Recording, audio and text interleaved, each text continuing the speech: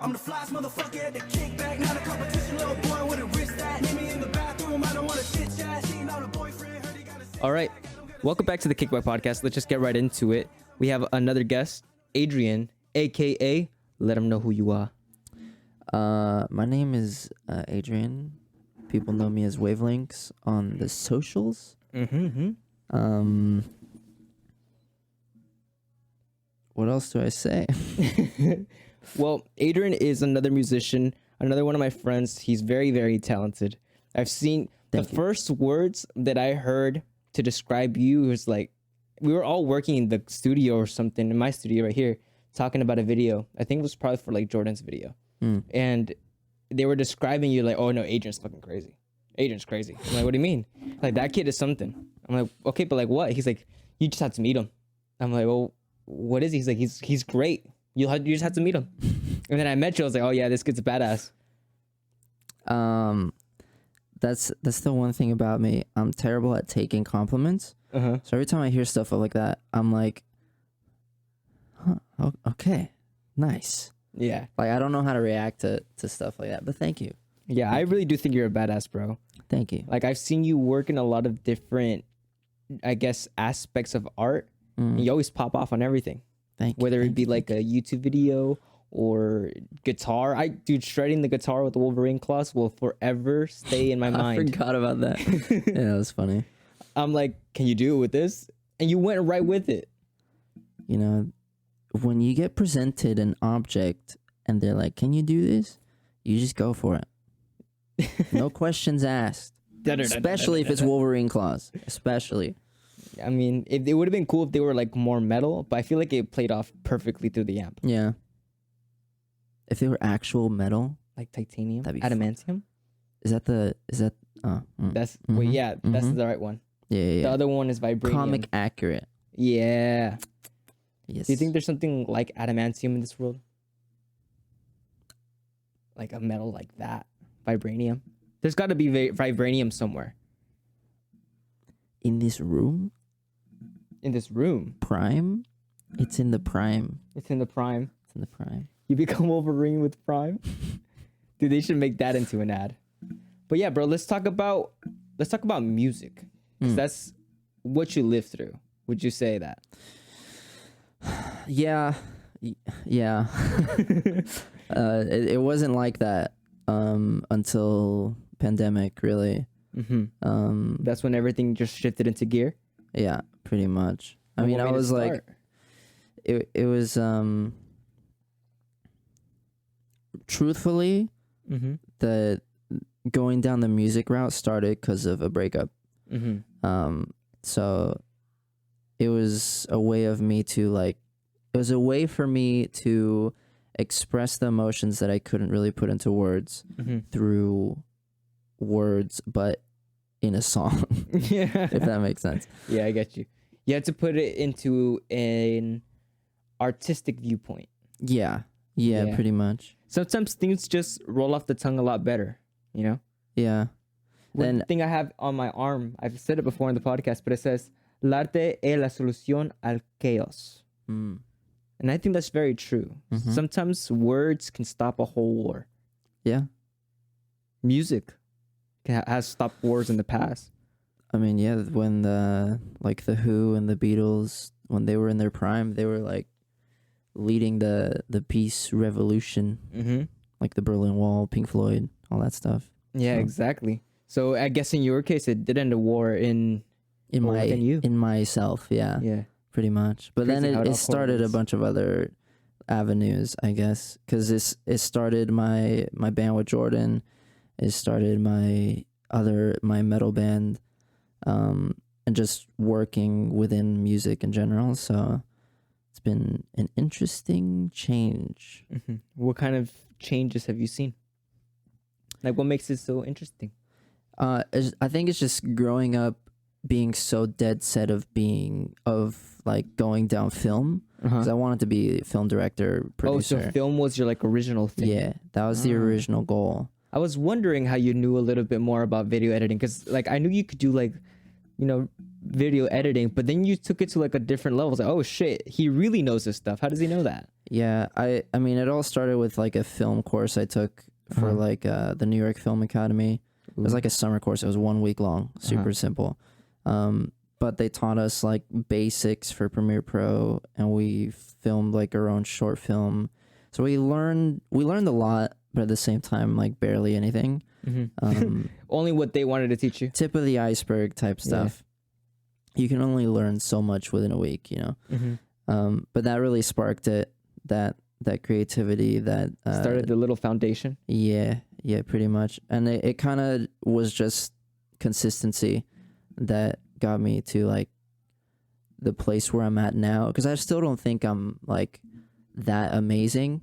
You still know that there's like greater depths. There's so many leagues that I have yet to reach when it comes to like editing, when it comes to music production, like all of that stuff. So I always look at my progress as a whole and kind of just take it with a grain of salt, because like I don't want my ego to get too big before I even get big at all. I've been saying that word a lot like this past week, ego, and I've been seeing it a lot more, not within me, but like just in different aspects from different people. And I've been learning a lot about it, and especially as a creative, like putting your ego to the side is like one of the biggest things. It's hard. Yeah, it's hard. It's hard to like not only push it aside, but also have it nearby, because if you don't have ego to the 100%, like you become very insecure about what you're doing, and that kind of blocks you in a way. Exactly. Yeah. When your brother said something, and he said that what he sees art is just making a decision and being confident in a decision, and that correlates back perfectly with what you just said. Yeah, it's that certain level of confidence to be able to make those type of decisions, but not be stuck to those decisions if they go wrong. You know, so kind of be water, flow. Yeah, pretty much. Yeah, and especially in art, man, you crash and it sets you off course big time. Like I've heard that there's musicians who just don't write for the longest of time because they think that they can't do it. Johnny Cash being an example, like he's like, I'm not the same. I think for our generation, when it comes to artists and creators along those lines, I think it's a little more difficult to face the backlash just because it's so fast. Like the comment sections, like bad comments can be pretty brutal to your ego and to just like your confidence as a whole. So yeah, taking all that into consideration is just like because when I started YouTube, I started getting a lot of positive comments, and I still do. My community is very, very positive, and I'm really grateful for that. But there are those comments every now and then that are just very negative, or not even like very negative, but slightly negative, and then you read it and you're just like, oh. And then you think about it for like the rest of the day. Should I feel something about this? Should I take this to heart? You don't. Yeah. And it's that little conflict of trying to decide whether or not you should take it to the heart. And just thinking about that all day, it sets you off. I think that's a good way to like being able to distinguish between constructive criticism and just a hate comment, pretty much. Just a dumbass comment, yeah. Because if you can't distinguish that, then you're gonna have a hard time growing. Yeah, you really gotta like toughen your defenses up when it comes to reading comments. Like some people just don't even read the comments; they just post and stay away and just let it do whatever it has to do. I mean, more power to them. Honestly. Yeah, that's something that you just gotta build your way up to. Yeah. Like right now, I have a post of my little sister, right? And she wanted to do like a sour candy challenge, right? Just a warhead or something. Yeah. And she puts it in her mouth. And my little sister has silver teeth caps because when she was a baby, her teeth, they would like rot and chip off. So they needed something to protect the tooth, or else it was gonna like, I don't know. But she has silver teeth right here.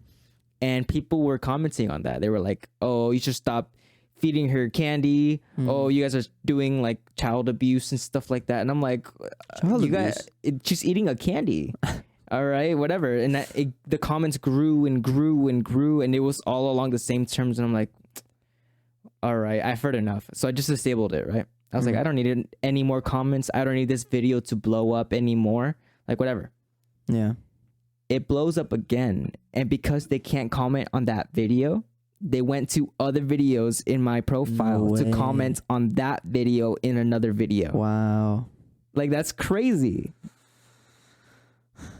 Like, you have to spend the time to, like, really go into their profile to comment that, to let your words, your hateful words towards a 6-year-old out. But at the same time, you gotta take it from the other perspective. Like, they're taking time out of their day from doing something productive or doing something nice to someone else to just hate on you. Yeah, exactly. It's crazy to just think about it. Yeah. So when you think of it like that, in that aspect, I think it makes it a lot easier to just block out all of those hate comments. Or how you said, distinguish it from actual criticism.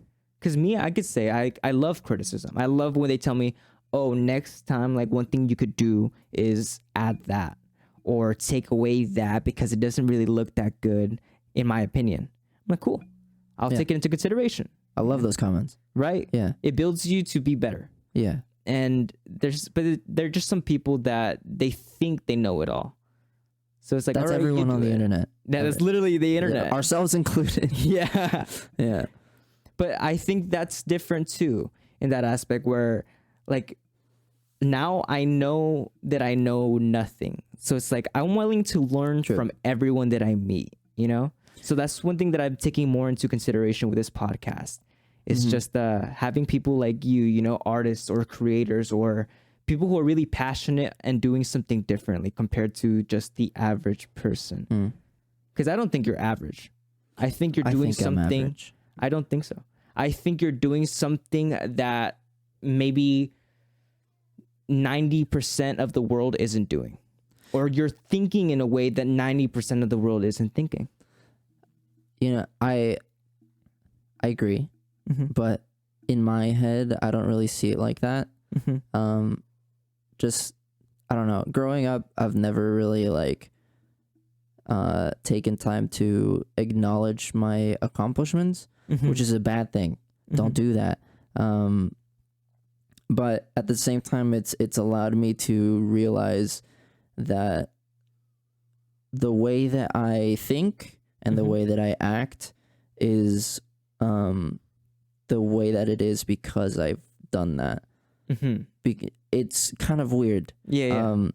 I probably should acknowledge my accomplishments more, but I feel like the fact that I don't see myself as someone that's, like, accomplished much or, like, achieved a great amount makes me want to do that, but it also doesn't give me that, like, weird, like, social lift that you don't feel entitled to it. Yeah, I get you. I don't feel like more or less than anyone else. I think because I don't think I'm in competition with anybody else. It's more like at the end of the day, it's just me, you know, because that person can go and be great and do those amazing things. But if I do or don't, it doesn't matter to anybody else. You know? It's just within you. Yeah. So when I think about it, it's more like it's cool that you're hard on yourself. Like that, those accomplishments you don't really take in consideration. Like how you said, it would be better like if you could. And sometimes it's further along the road where you're like, wow, like look at everything that I've done. And it certainly hits you. And it's more about doing that more often, how you said. Yeah. But I think the way you do it is just, you know how good you can get. Yeah. And I guess you don't see those accomplishments as accomplishments because you know that you just got to keep going. But yeah, I do see them as accomplishments. I don't know. I've never talked about this, so it's kind of weird for me to actually like say it out loud. I don't know. I see them as accomplishments. I just see all the steps that I need to do to get where I want to be, which makes me think like, oh yes, I did these things. It's amazing, but I gotta keep going. I can't stay relishing the accomplishments for too long, or else I feel like I'm falling behind. Yeah, you're not moving forward. Yeah, and it's pretty interesting. It's kind of cool because you're looking forward to the next song, the next project, next work of art, and I feel like the more you focus on moving forward and what's next in task, I feel like the better it'll come out because of how good you went into it. Yeah, and I find more joy out of looking ahead than I do in like relishing the glory, I guess. What do you think that is? I don't know. I think because a lot of what I do is creative. So a lot of the accomplishments come from hours and hours of creative process. But I love the process more than I love like the end result. Yeah, it's about the practice. Yeah, pretty much. Like when I perform with Forget Tomorrow, like it's the most fun I have ever, and I relish those moments. I love those moments a lot because that's the reason why I'm doing what I'm doing. And looking back at like how many people we brought to a show or how many streams we got on Spotify, yeah, dude, it's insane. all that stuff is great, but the performing is what I'm excited for. Like all that other stuff is just analytics, and it's like sure we're growing our fan base and we're getting a lot of love and support, which is amazing. But you like to perform, being on stage and like seeing people jump and have a good time, and just like rock out. Yeah, that's why I do what I do, pretty much. When's your next show? I don't know about Forget Tomorrow, but my other band, Wave of Discord, we're performing at Chain Reaction in July 28th. Oh, nice. How often do you perform? It's going to be our first show ever. Oh, wow. Yes. How's that? I don't know. You don't know? We're You're still gonna find processing out. it. It's going to be... I'm very stressed because logistically it's a nightmare. My Dude, drummer... I always see that too. You're just like, oh, Adrian's thinking about it like heavy. My drummer lives in Knoxville, Tennessee. Oh, wow. My bassist lives in Minneapolis. My guitarist lives in Utah.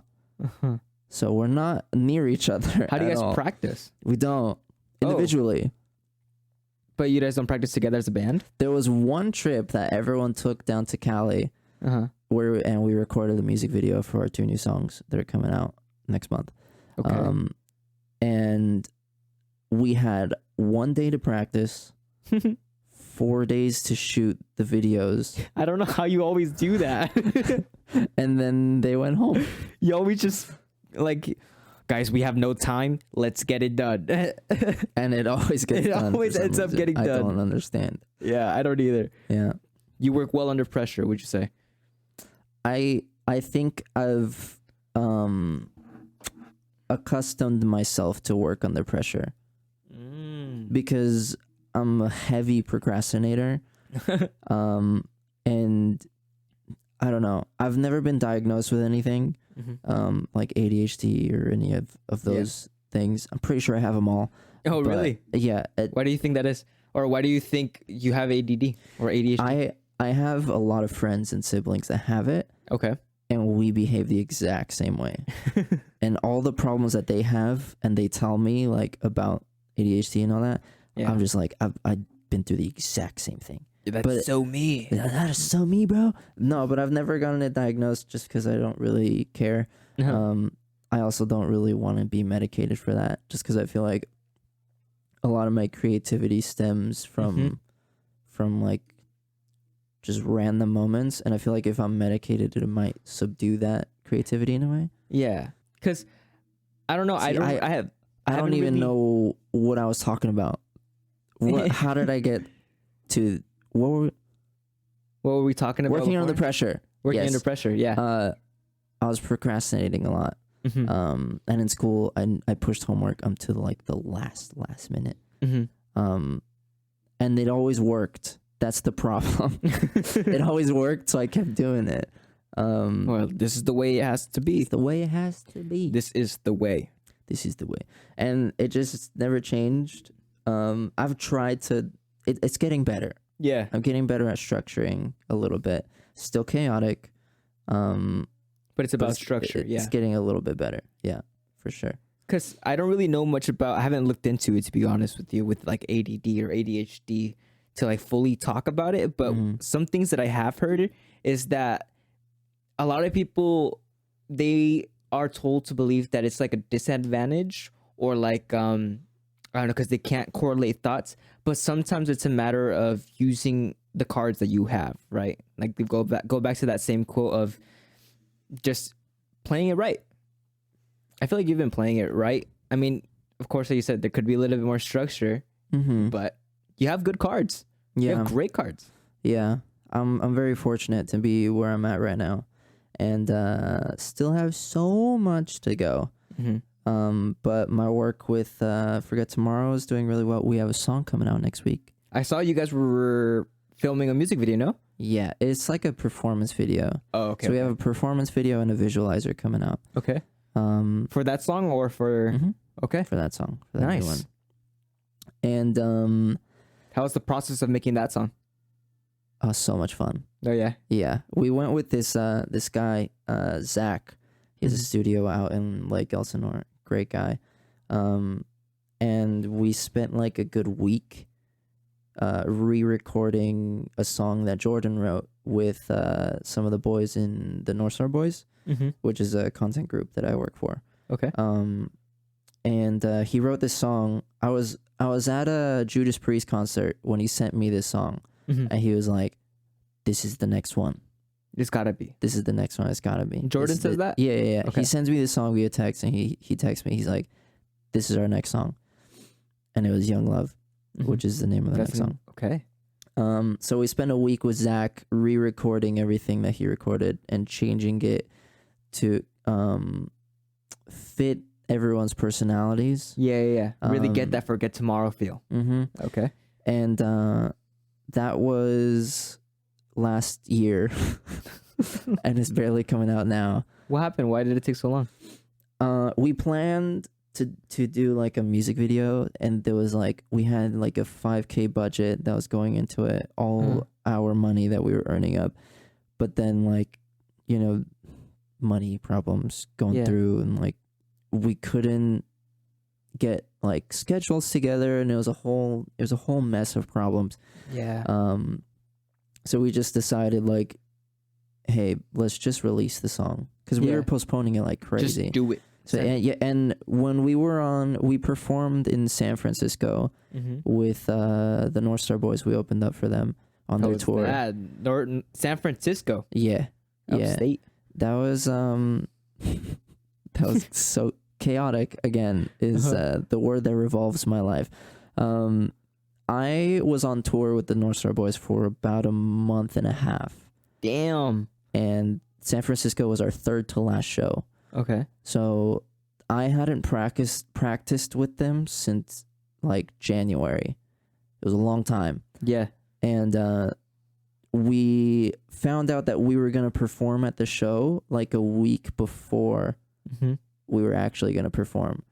So you just had to figure it out. Yeah, literally when we went on our way down from Toronto, we went to the one and only Sweetwater, which is like this huge like music store that has literally everything. I bought a guitar at the music store. What color? And all black. Okay. Of course.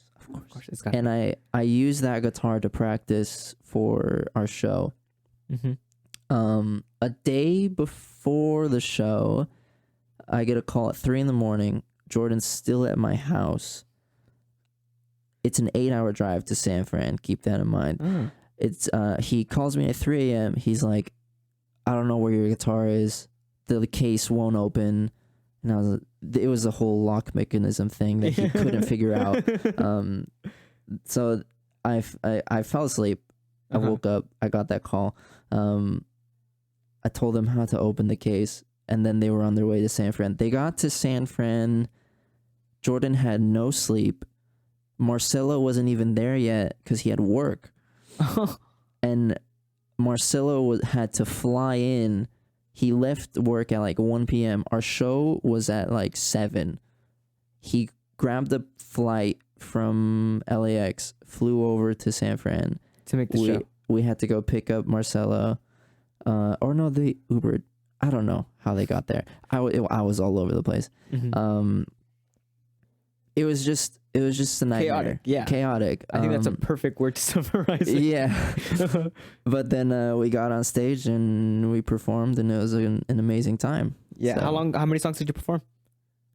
I think it was like 25 minutes. So we did like 6 songs. I don't know. I don't remember. But then like we played Young Love and the unreleased one. Oh, sneak peek.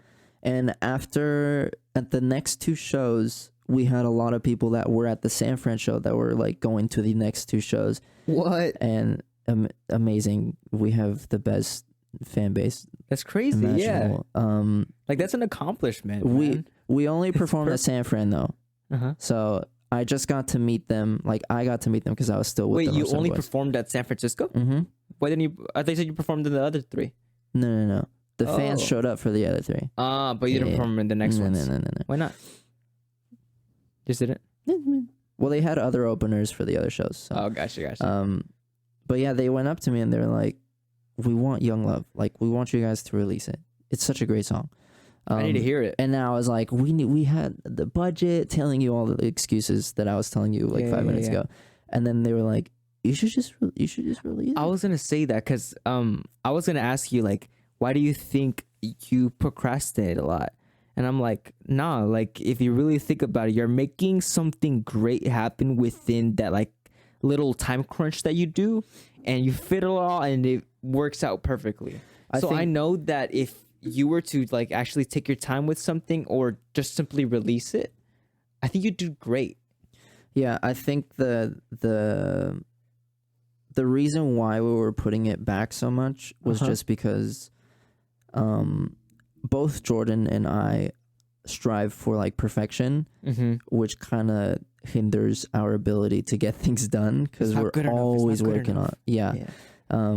So that's the main reason why we didn't want to release Young Love, because we wanted the music video to be perfect. Yeah. And then it got to a point like after those conversations I had with the fans, where I just went up to Jordan and I was like, we need to get it done. We need to release it. No music video. We could do a visualizer. And then he had the idea of doing a performance video, which is what we did a few days ago. Because like same thing with the podcast. One thing that I had noticed was like, I want to get the 3 cameras and edit it and do all that, and then get all the shorts and, you know, all the stuff that goes into or goes around the actual thing. And it's this, just having this conversation with somebody. Right. All this other stuff is afterwards, and we can focus on that later, but I want this right here as the priority. And I guess for you, it would be better just to have fun making the song, you know, as we're having fun having this conversation. You finish it and you just put it out. Everything else can come afterwards, but it's just a matter of just doing and keep going and going. Because I don't know, maybe because I've never even tapped into like the whole musician world. Yeah, it's just I don't know. One thing I've learned is that in order to make things as best as possible, you got to do it like all the time with each other and just. And it's kind of hard when you're working with other artists that you have to like fix everything in schedule and, you know, work with it. It is a lot harder, but I think that's what makes it so much more elevated than if you were to just do it by yourself. Yeah. Because like with my other band, The Wave of Discord, that first EP that's out on streaming platforms, you could check it out if you want.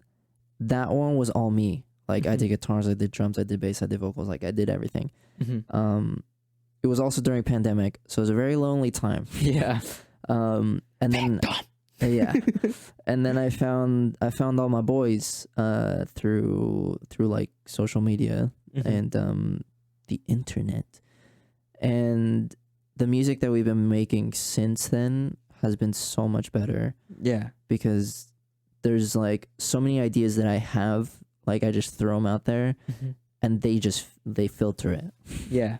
They filter the good stuff and Then- like toss away the bad So stuff. it kind of clears your mind a little bit on what you were looking for. Yeah, it's also Yeah. peace of mind too, because tracking drums was a nightmare. And our drummer Kason is a beast. So he just fucking comes in, nails it. I send him the track. I'm like, hey, this is our new song. He's like, okay, I'll work on it tomorrow, and he has like the fully done track by Yeah. tomorrow. Like I he's told insane. you. Here. Here you go.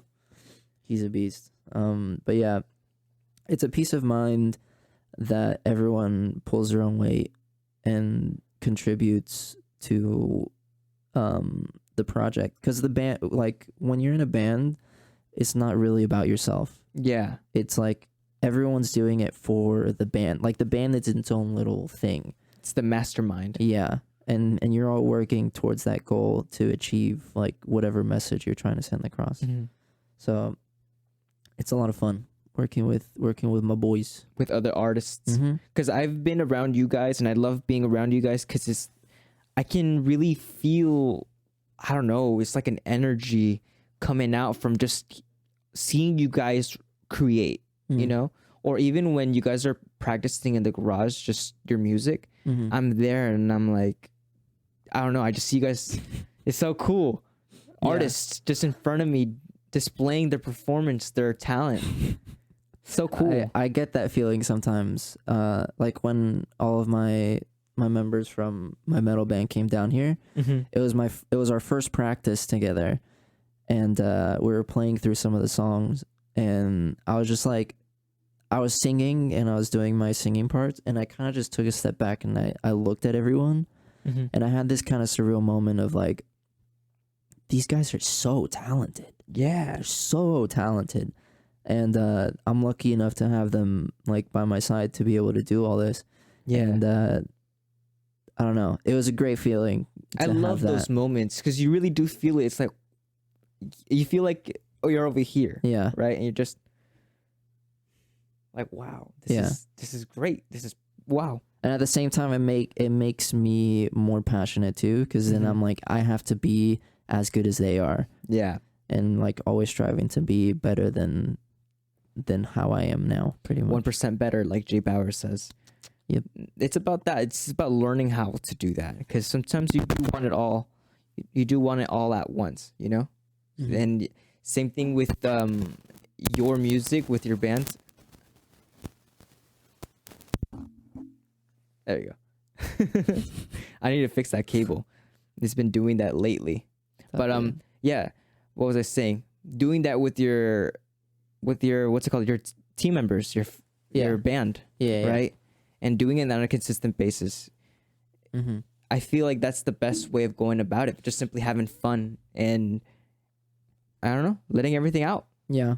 Letting go. How even one thing you said earlier in the conversation was like it was something that you've never really processed, right? Or like even thought about. I don't know what question it was, but you're like, I've just never had this conversation. Yeah. And that's one thing that I'm trying to do a lot.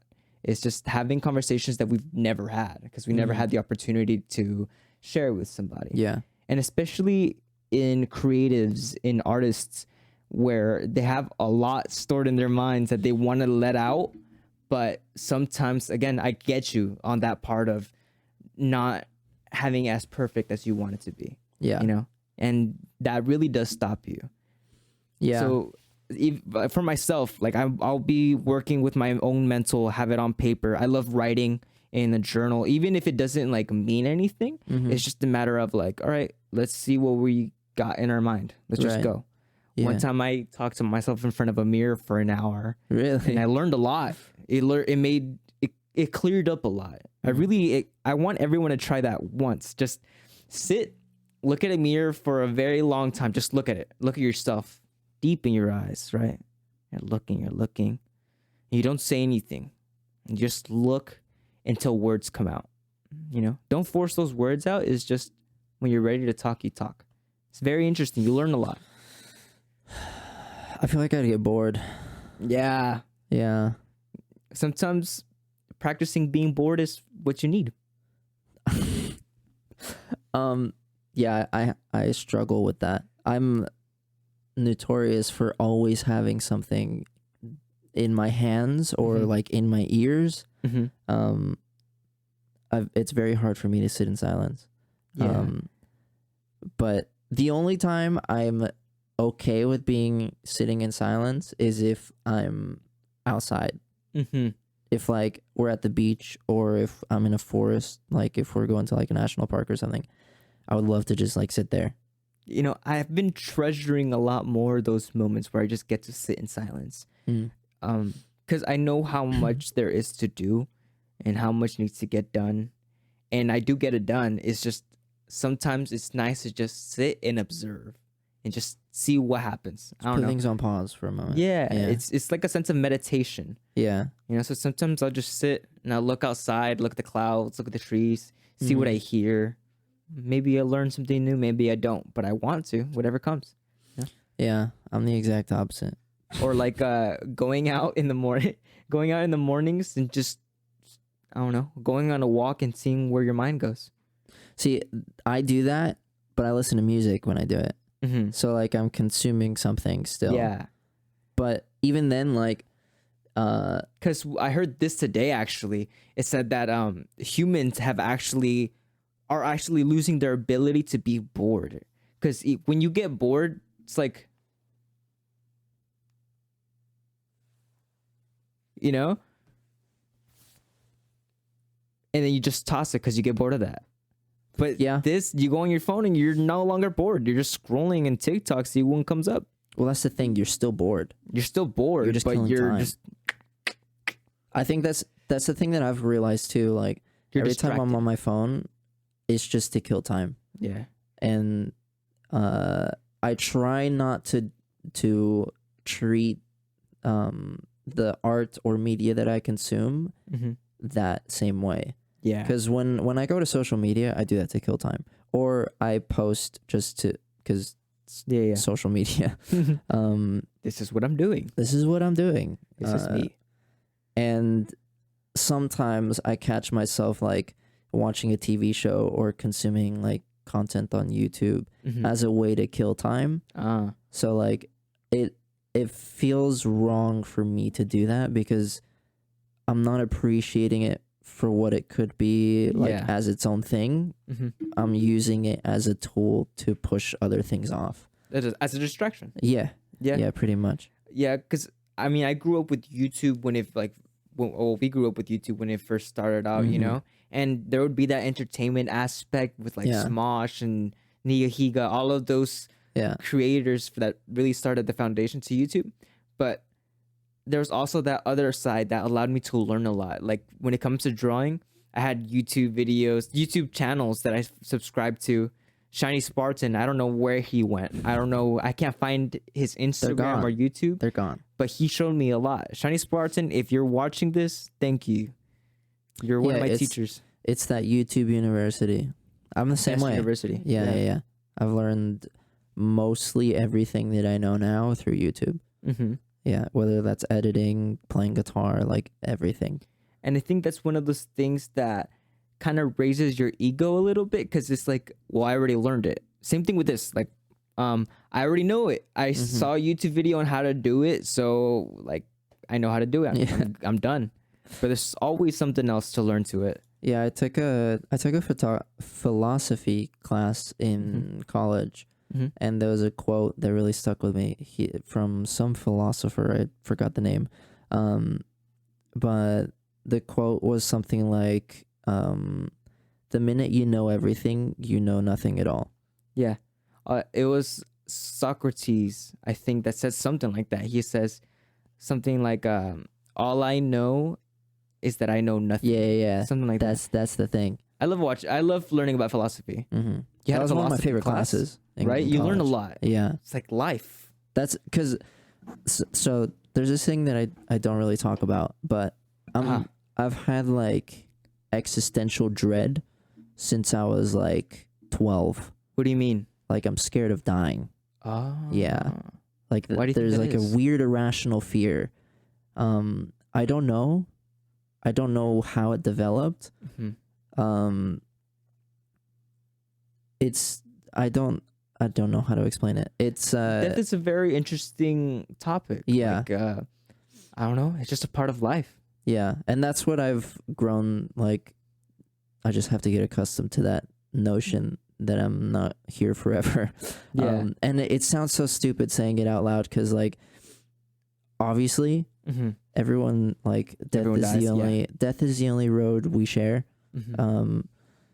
But like for some reason I'm just terrified of it, and I feel like I'm very fortunate to have that fear, I guess, because the reason why is because I don't want to let the things that I have go. There's so much that I have and people that I love that I don't want to like lose them. It's like you fear death because you have so much yet to live. Yeah. Like I don't want to die. Beyond the Spider-Verse comes out next year. I have to see it. I have to see that. Have you seen I'm the not new dying until I see that. I just saw the new one yesterday. Oh, it's amazing. It's so beautiful. So good. Oh, So good. I'm ready. So good. Yeah. But the reason I brought that up is because I was in love with philosophy, because that was like a big portion of philosophy is to I've been learning a lot of philosophy recently. death and like not really understand it, but get used to it. Because to understand death is also to understand life. Wow. Yeah. Wow. I've always thought that. I've realized that a lot. There's always two sides to something, right? Right. And if there's beauty in death, there's got to be beauty in life. It's the yin and the yang. Life wouldn't be worth it if it was forever, pretty much. Yeah. So, I don't know, because I've been here. My girlfriend asked me, she said, what are you afraid of? I'm like, well, I've come to a point where I'm not afraid of anything. No, because if I am afraid of things, it's just now Snakes. I'm ready to like challenge. Yeah. Heights. Snakes. I don't like snakes, but I'm ready to challenge those fears. I have a snake. I know. I heard your brother told me about it, how it's scary. He's like, dude, the other day was It's just literally the looking most at chill me. snake you've ever met. Yeah, I don't he's know. like, he just sits in a ball all day until you take him out, and then he's like, that's it. What kind of snake is it? A ball python. Those are cool. They're docile. I'd hold up ball. They're super docile. Yeah, So but like snakes, the ones that like look at you funny. Yeah, fuck that. the ones that like look at you the wrong way. Yeah, one's kind of like twitching the eye, and the other one is just like. So it's like, are you angry or happy to see me? Shit. And they don't have eyebrows or a mouth How do you tell that emotion from a expresses snake? emotions. The shape of their neck. If they're in like an S, like sharp S, that means they're ready to like pounce. Oh, really? They're coiled up. Yeah, pretty much. Ah. So if they're like that, that means they're just defensive. Like they don't want to hurt anyone. They want to just be alone. They're very like solitude, introverted creatures, which is great for me. Yeah. Like, I'm I the same respect way. your boundaries. Yeah. Just respect mine. So yeah, you just go in, pick them up. So yeah, snakes are something that I'm afraid of. I've always been afraid of snakes, but I know that I can like stomp out a snake. Or like if it comes down to it, I'll take out that snake. Yeah. You know, and it's with a lot of different things. It's just about facing my fears and just simply doing it. And my girlfriend told me that one of her fears was like losing somebody, right? I'm like, well, I've never lost anybody. That's the thing. I've never, like, no one in my life has passed away. No one's significant in your life. Yeah. So I guess I just haven't experienced that. But one thing that I've learned from death is that it's not really about, I guess you don't feel sad because they're gone. It's more sadness because they're not with you anymore. And you're remembering everything, you know? I don't know. I've never experienced it. It's that one quote from WandaVision. What is pain? What is grief if not love persevering? Yeah. Right? So it's What like is a man without fear? it's that pain that you feel because they're gone. That's the reminder that you love them very much. Yeah. Yeah. I don't know. And you've never had that experience before? No, gladly. Like I'm very fortunate to like I guess experience that now, but if the day were to come where someone very significant in my life, It's gonna hit like a truck. see, but I've thought about the moments if something like that where it's not expected. So it's like, That's the thing, though. No matter what scenario you think, yeah, it's you won't know how you feel until it actually happens. you know. So one thing that I've learned from that is just to love them every day. Like, Yeah. what's so wrong with telling somebody like, "Hey, I love you"? Mm. You know, Mhm. they've made it such a, I guess, sacred word. But no, love is love. You know, Mhm. you know when you love somebody, even if it's as a person, as a friend, as an actual like partner. You know, in a relationship. Mm-hmm. You know, I think it depends on the culture too. yeah. But I tweeted. Did I tweet this? No, I said it in the podcast It's in before. the drafts. Oh no. Said it- yeah, it's not in the drafts. That the biggest religion is love. I would say that most religions just go and work and flow through love. Mhm. You know, and I feel like, as cheesy as it does sound, like love is really the answer. Yeah. You know, love is really the answer Yeah. for everything. I have a question. Yes, Have you been in a fight before? I have been in a fight before. Like a physical fight? That's not like the MMA, because I know you like the boxing and Mhm. MMA. And I'm that not. stuff. I'm not a striker. I don't. I've never. I've been in 2 fights before, and Mhm. both times I didn't have to hit them. It was just simply taking them to the floor and then controlling it from there. Because I don't like to get hurt, and I don't like hurting them. Right. So rather just control the situation a little bit more. Mm. And that's one thing that I do like about Brazilian Jiu-Jitsu, that it fits with me a lot. I'm very peaceful. I don't like hurting people, but I do like being in control. So Right. I like stopping everything from getting worse. Like, hey, chill out, or I'll put you to sleep. You know what I mean? Yeah. But other than that, I haven't been in like an actual fist fight. But still, I never know when the day's going to happen. So I happen do right try now. to train, I guess, or I get somewhat prepared for if that happens. Yeah. Because I got people around me that I care about, man. So I got to be able to step Right. up if that occasion happens. Especially, and even that's why I tell all of my friends to at least learn a little bit. They're like, well, I don't really like it. I'm like, it's not about liking it. It's about being Self-defense. ready. Yeah. It's about your life.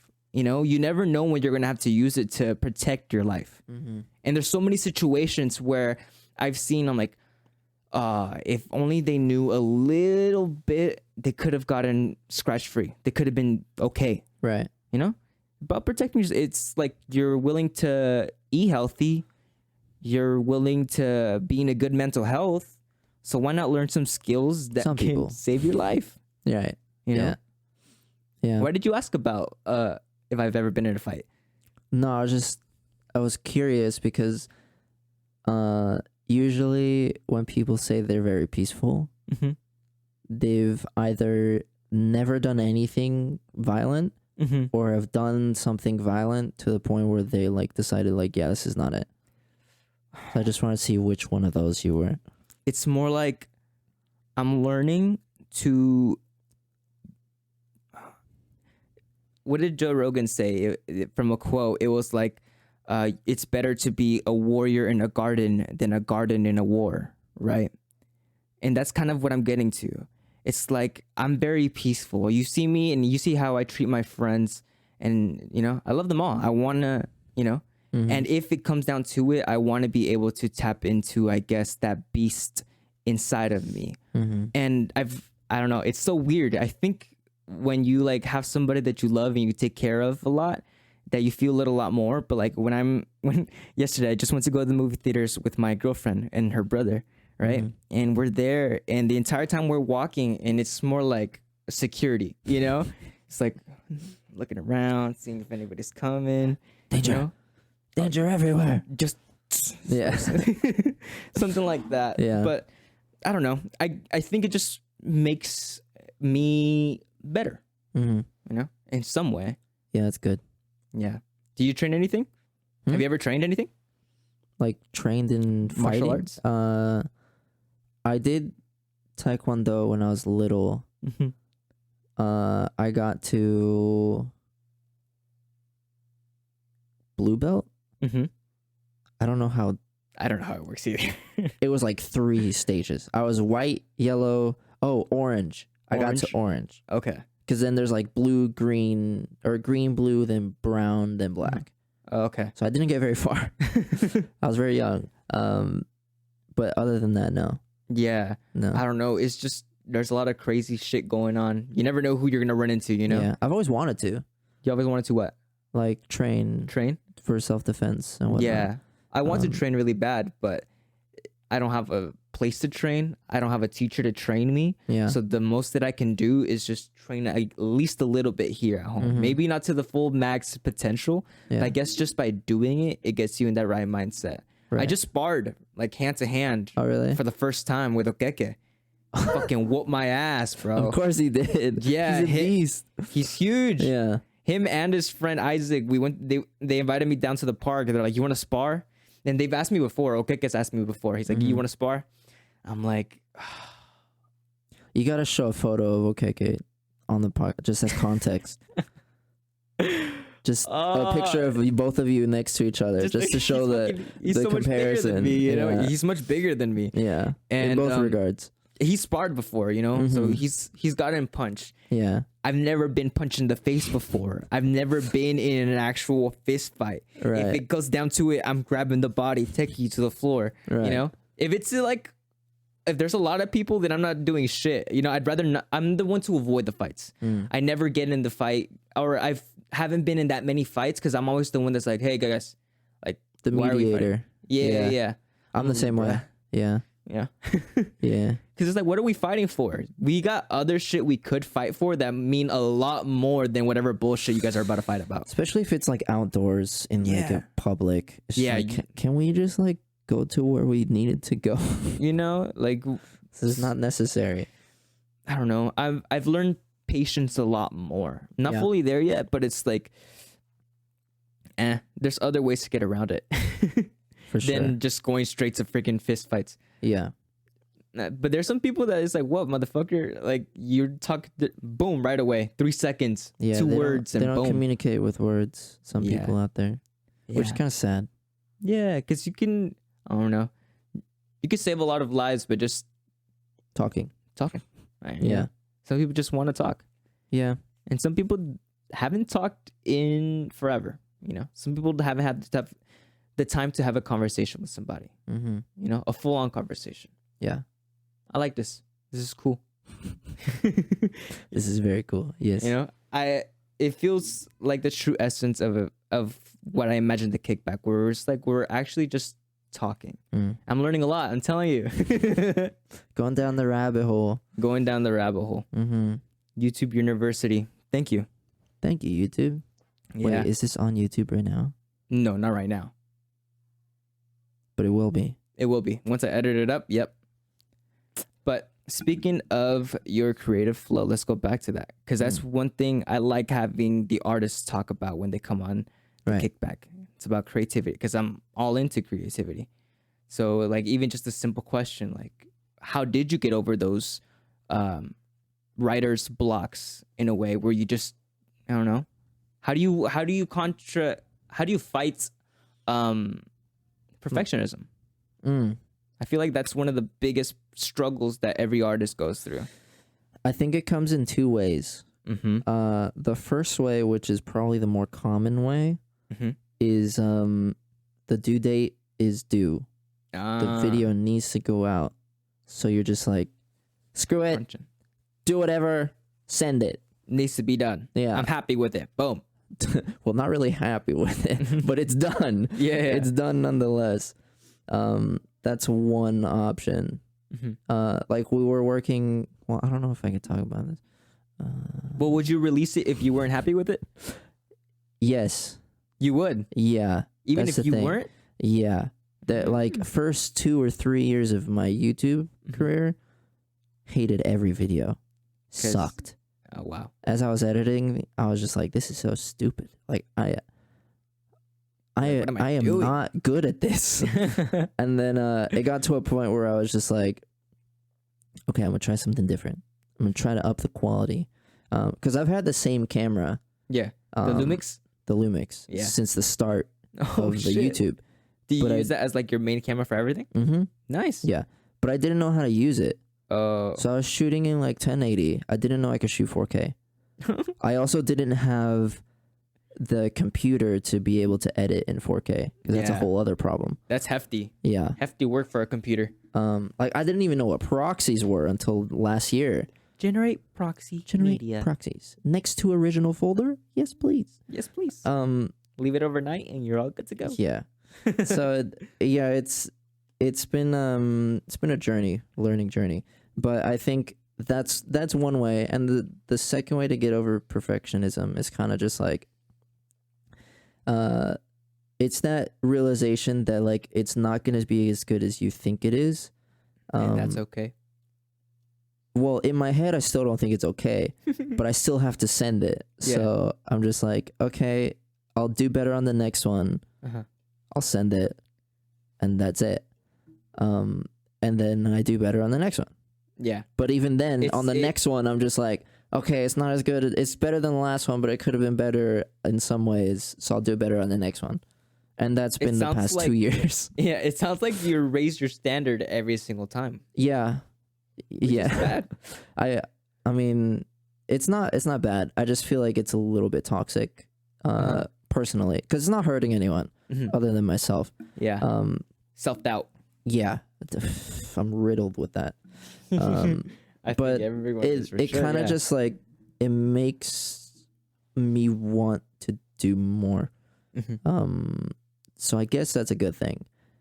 It's getting the results in an not so healthy way, but it's not totally unhealthy. Maybe I'm just trying to I mean, brainwash it myself. never hurts to let out a little blood, sweat, and tears. Yeah. No, but the thing that I really love though is suffrage. like when I upload a YouTube video, especially this last week, I uploaded a full album reaction for this, because I do reactions on YouTube. Mhm. So I did a whole album reaction for this band called Sleep Token. Okay. And I got like 30 comments on each video, which is more than usual for me. Mhm. And they were like, a good majority of them were saying how good the editing was. Uh-huh. And I've said this about my channel a lot. I'm not funny. My editing is funny. Uh-huh. I make myself funny Uh-huh. I get what you. through edits. Because you really can't do that. Get some zoom in, some face tracking. I Yeah. get what you mean. Yeah. And that's one of the things that I've learned like from my old videos too, because I didn't edit that much in the old videos. Uh-huh. And I realized 90% how of it is editing. unentertaining it was. So I was like, we need to change this from the ground up, rebuild. So I've saved my humor through editing. And like, it's gotten to the point, because I edit all my videos, Mhm. and it's gotten to the point where I make jokes knowing that I'm going to edit them in a certain way. So like, as I'm reacting, it's still my genuine reaction, yeah. but some of the things that I do and the faces that I give, I know that they'll be delivered a certain way through post. You're editing in your head. Yeah, essentially, I'm seeing the timeline as I'm recording, which is Yeah. kind of mind-boggling. But So you're like looking at the monitor like that's layer 2. yep, yeah, exactly. I'm gonna make a J cut here. It's gonna transition here. Uh-huh. Swoosh effect, pop, Yeah, zoom in, zoom out. I've kind of like hot-wired my brain to think that way, and it's helped a lot to elevate the editing, because like, I never plan out my videos. They're always just like, I hit record and I start thinking of what to do. So it's good for me to think that way, because now like, there's more elaborate things I can do, knowing what I'm capable of in post, and what I'm able to do and splice together as I'm recording, thinking of it, and then being able to do that in post. You can incorporate that same thing into your music of just like, I'm going to record, because 90% of it, how you said, is basically editing. Yeah. Same thing with music. It's like, just go in, record, see where you get, and then afterwards figure it out. See what you can make with what you got, with what you did. I think with music, it's a little different, because for me, it's very important for me to send a message through what I'm writing. whether it's like writing guitar for Forget Tomorrow or writing lyrics for Wave of Discord. And sometimes you don't even have to like release the music, but Right. just in a matter of making that There's practice. so many unreleased songs from Yeah. both bands Yeah. that we have not touched in the slightest, and they're bad songs. They're not great, but the fact that we wrote them gave ideas to new songs. Yeah. So yeah. One thing I heard about Eminem is that he writes everything in his book. Like he's always writing something every single day, all the damn time. He carries his notebook everywhere, and he just writes. Yeah. He doesn't use any of what he writes, but it's just a matter of writing to practice it. And it's that consistency too. Yeah, it really Yeah. keeps you consistent. Yeah, because when you're writing songwriting specifically, it's so hard to create an idea out of nothing and not fall in love with it. Yeah. I think that's a very important thing for a band, especially a new band like us, to not fall in love with everything that you write. Because I used to do that when I first started writing, and I was like, this is amazing, I love this, and I wouldn't touch it. I loved it so much that I thought it was good the way it was, and it wasn't. So being able to like look at what you made and think like, I like these ideas, they couldn't be improved in certain areas, but it's important to know how and why you like them, so that you learn from keep what you the did. essence of that Yeah. and just I work get you, around it. Because sometimes when you're working on a song, you start changing things to the point where it sounds like a complete different song. Yeah, And that's the no feel longer. the feel that you wanted and that you had for the original version is gone. Yeah, it's no longer what you originally thought. Mm-mm. And how do you reverse that? How do you go back to that? To what you originally thought? Start a after new making- song. You give up on that one? Yeah, that's what I do. Or like, if Jordan really likes a song, or like a melody idea or song theme, and he wants to do it, but everything that we've been doing is not it. I kind of take a day to reset. I don't think about it. I consume other media. I think that's the best way to get out of creative block, and to find new ideas is by taking ideas from other people. Inspiration. Yeah, Yeah. exactly. How do you listen to music? How? With my ears? No. It depends, because when I listen to metal, I'm focused on the syncopation and the rhythm of everything. Hearing how all the instruments like Play coincide together? and how the lyrics are delivered in certain ways, because that's a very important part of that genre, the delivery. To have like an impact, whether it's for like a breakdown or for like important like emotional parts of the song. So when it comes to metal, I listen to that aspect. When it comes to like pop and pop rock, punk, emo, whatever genre in that regard, I listen to a lot of the melody with vocals and guitars. Bass and drums are kind of just there to fill everything. But for me, I focus a lot on the guitars just because that's my main instrument, and I focus on the melodies from the guitars and from the vocals and how they connect. So when it comes, like, one of the biggest ones that I love listening to is My Chemical Romance, because they have the rhythm guitar that does the main section that's supported with the bass and the drums. But they always have a lead on top of everything, and that lead delivers a huge, like a much different tone than it would if it just wasn't there. And that lead coincides with the melodies that like Gerard Way, the vocalist, does all the time, and they like go back and forth, and it's amazing. Yeah. Yeah, and I've tried to incorporate that in my music. You see it a little bit in Sundress. You see it a little bit in Young Love. So what you're saying that you like with music is when it all just comes together.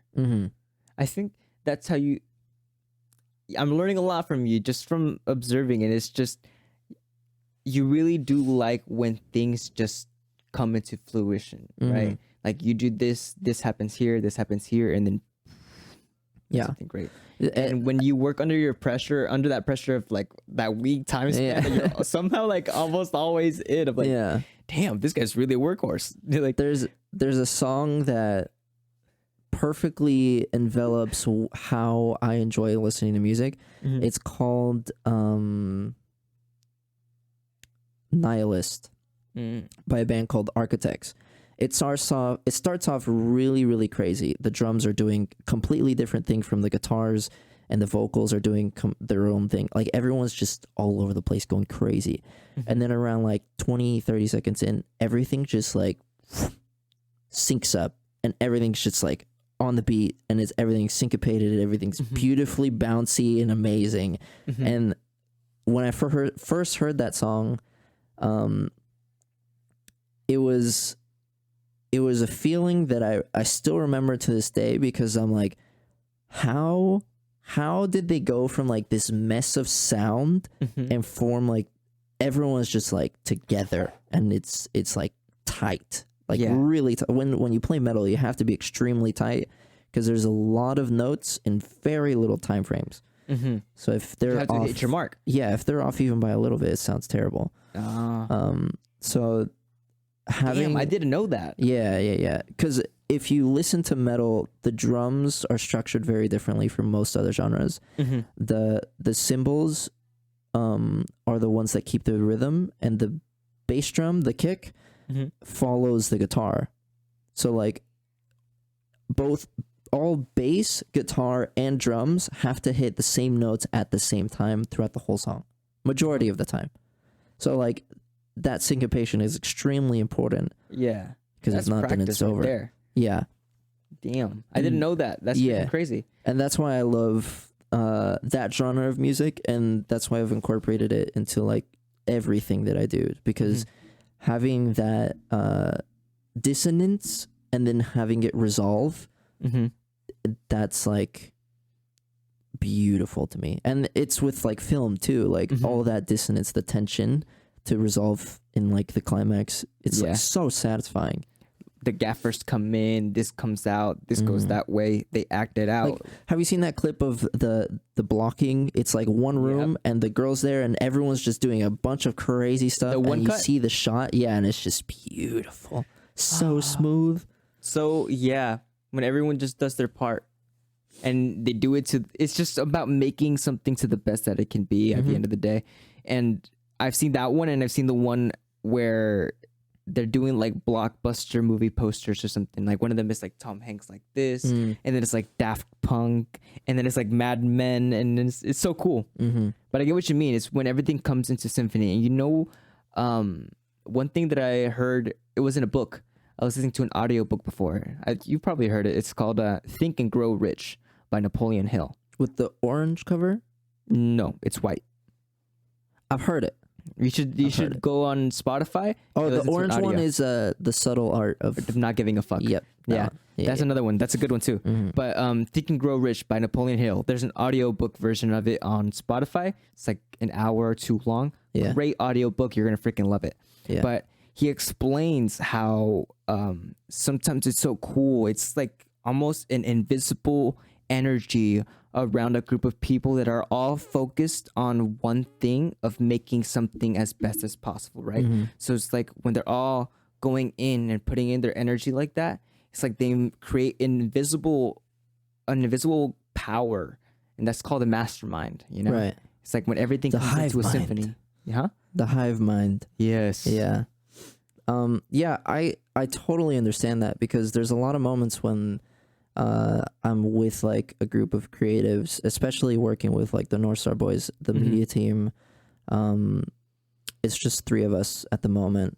But whenever I'm editing like by myself, I edit a certain way. But when I'm with them, the ideas that are thrown out are much different than what I would normally do just by myself.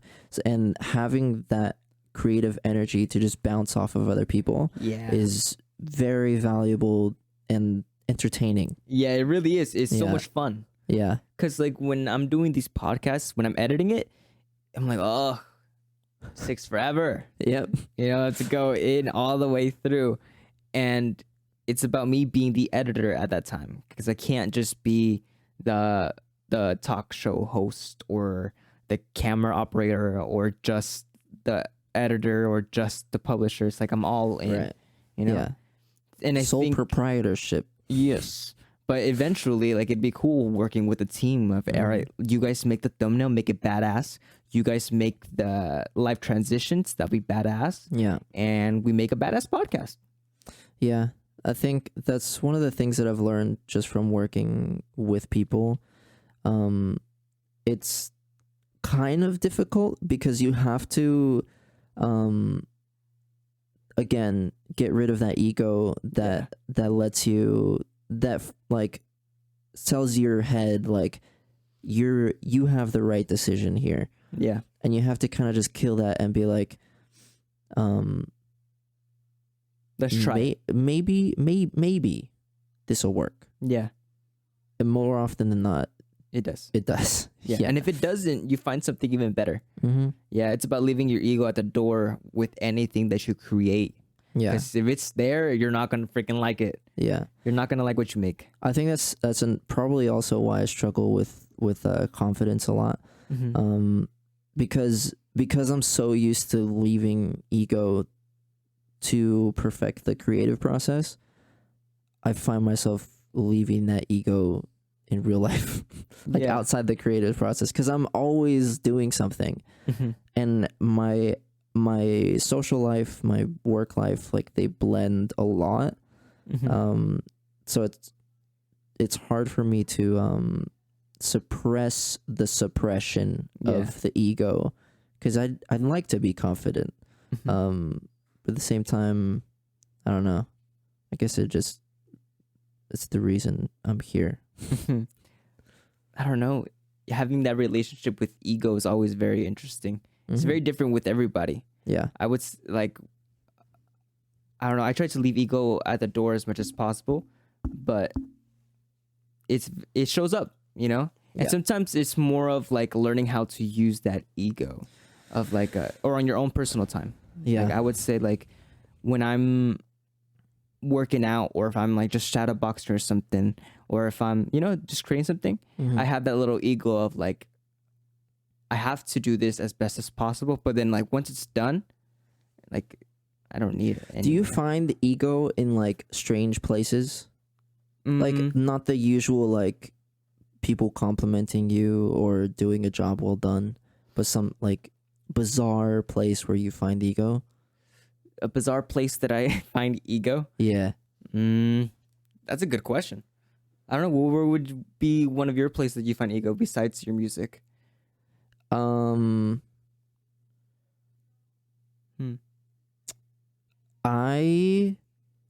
Okay, so this is the thing. I'm very self-conscious about how I look.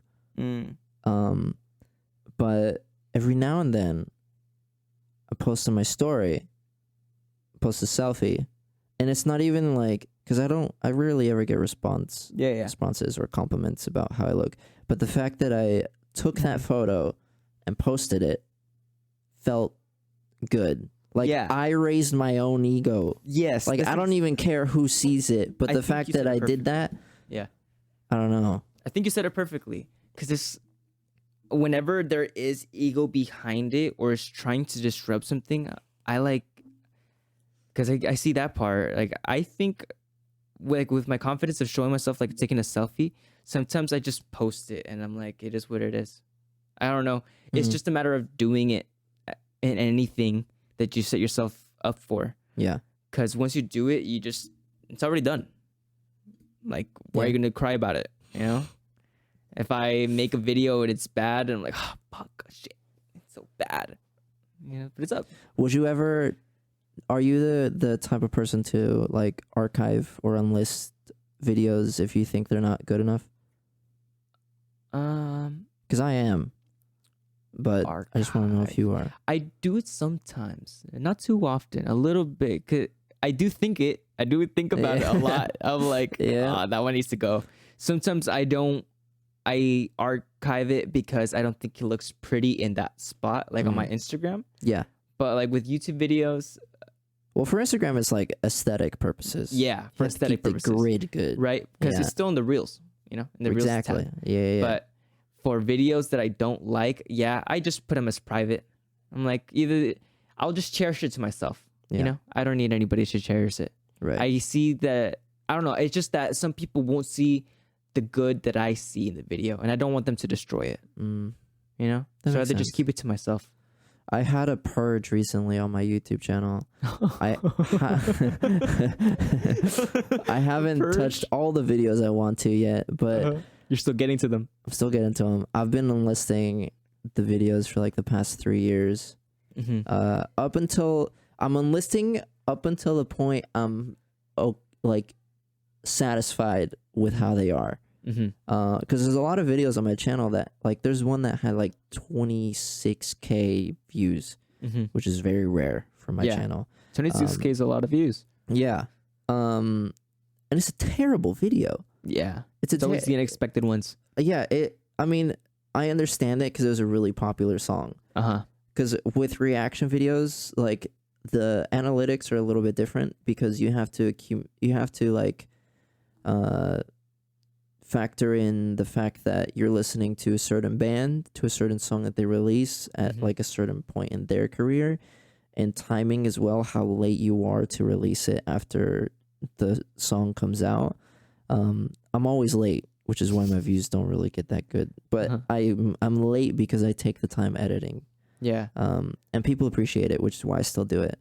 But that song was It's like structures that really limits the artist in creating in anything. Yeah, because Like there's rules. if I had the videos that I make now come out the day after the song is released, I feel like they do so much better. Yeah, because you're right away. And I've proven it. Like they come out every Thursday at 9 p.m. There's a new batch of songs for that week. I recorded a song when it came out. I edited the video the next morning, released it that following day. It did so much better than any of my other videos. Because it's popping. Because it's just, you have to hit the right time. Same thing with like my UFC account. If I'm going to make a reaction video that I filmed the day of the fight, I have to post it up right away. Right away. Because if I post it down like a week later, everyone's like, eh. That's old news. Yeah, people are like this. Yeah. You know? It's changed a little bit in the reaction scene because there's a lot of reaction channels for the genre that I listen to. And there's a lot of successful ones too. Yeah. And a majority of the successful ones are pretty slow to their uploads, which is one of the only reasons I've still done what I do. The comments is a big reason. But the fact that I've seen people have that success with the methods that I'm doing, I'm just like, okay, this works.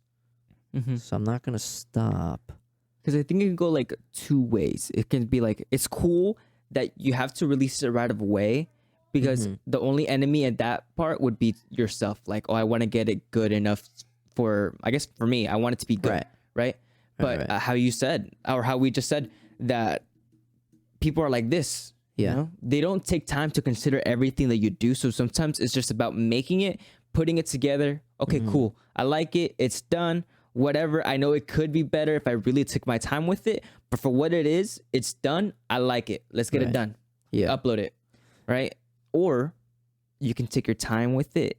And it's a little bit harder because you don't have a team behind it. But if you put your art into it, more of yourself into it and take your time with it, it really does show. Yeah. And I think that, people appreciate that. Yeah. And it holds a value that goes on forever. Yeah. Besides just a simple reaction. Yeah. And a majority of my comments, and I say this all the time to everyone that I talk to about it, my comments are so nice to me. I'm so fortunate. Yeah. And a lot really of them are just saying like, this editing is amazing. Yeah, I love the editing. Yeah. That one edit that you did and at it this is point. really good editing. I love the editing on your videos. Thank you. And that's like, as I'm editing a video, like this morning, I edited a video that I released today.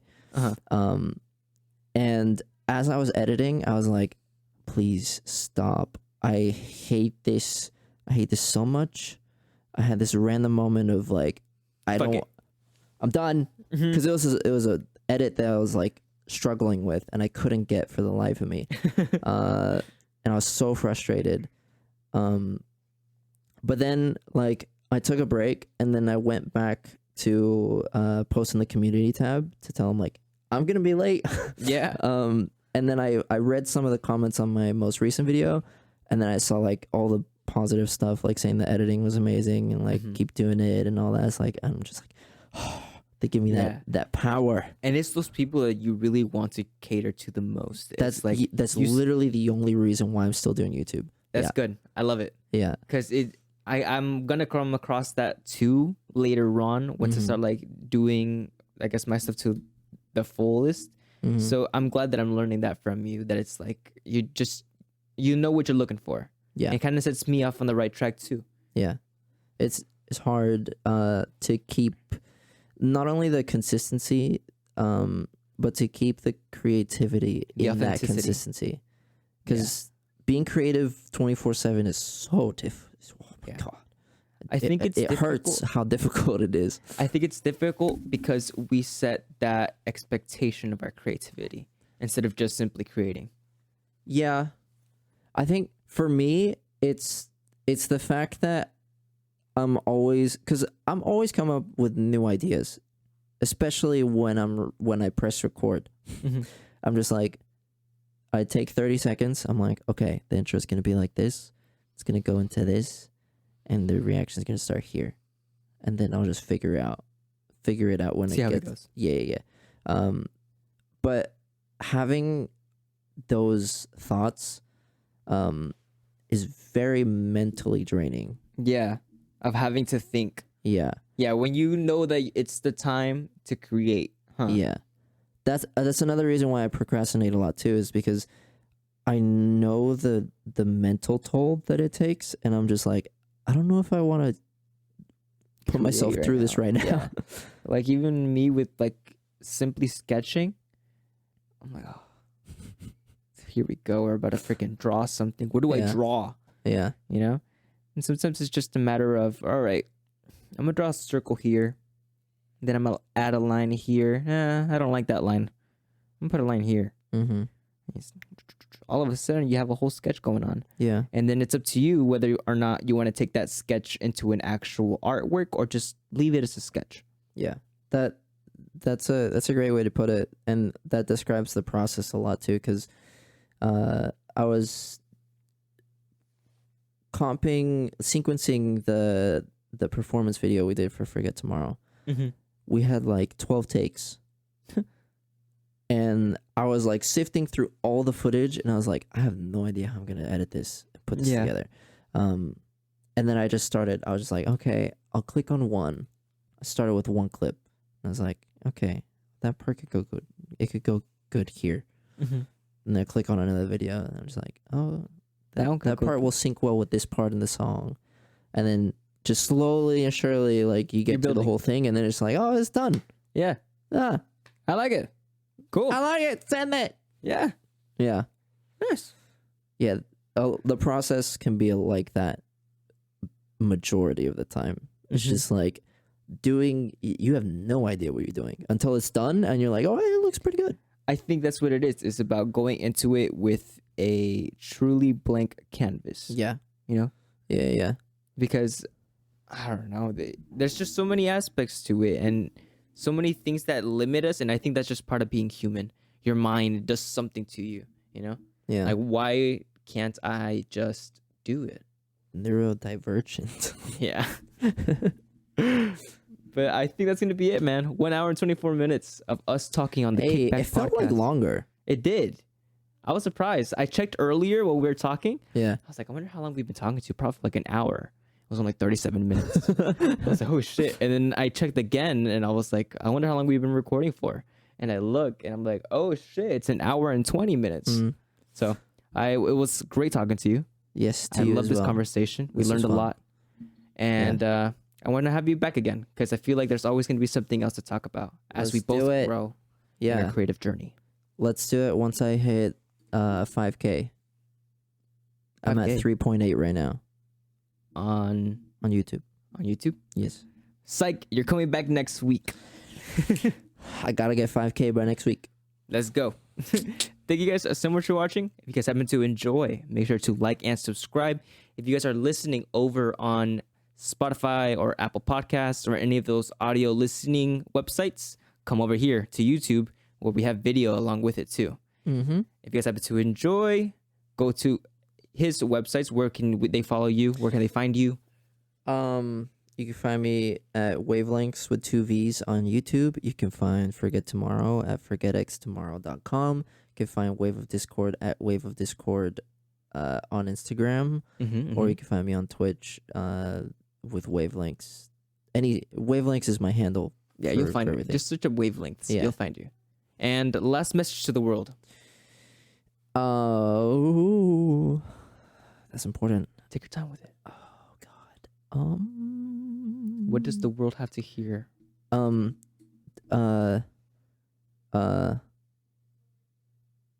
Kill violence with art,